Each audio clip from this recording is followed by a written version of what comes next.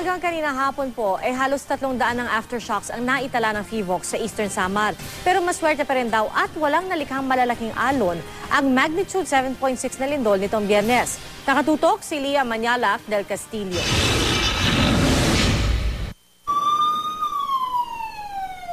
Ito ang hydro system na nag-alerto sa mga taga-FIVOX sa nangyaring magnitude 7.6 na lindol sa Giwan, Eastern Samar noong Biyernes. Noong isang taon lang sinimulang gamitin ng FIVOX ang hydro system na nakakapagtala ng lindol mula magnitude 3 pataas. Subduction earthquake daw ang nangyari sa Eastern Samar. Sa subduction earthquake, isang oceanic crust ang pumapailalim sa isa pang oceanic crust na karaniwang nagre-resulta sa trench. Ang lindol noong Biyernes nangyari raw sa Philippine Trench sa Philippine Sea. Yung trench, yung isa pumapaibabaw, yung isa pumapailalim. Yun yung subduction na tinatawag. So pagka posibleng ang gagalaw itong nasa ibabaw or itong nasa ilalim.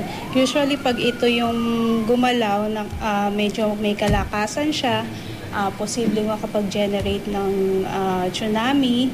Usually yung tsunami naman kapag-generate siya pag magnitude 6.5 pataas.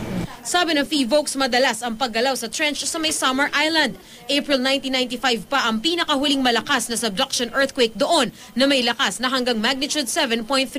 Malalim daw ang pinagmula ng paggalaw nitong Biyernes kaya't hindi naging malaki ang nilikhang alon. Medyo maliit lang yung wave dito. So, kinukonsider din natin yung lalim ng earthquake kasi medyo malalim siya.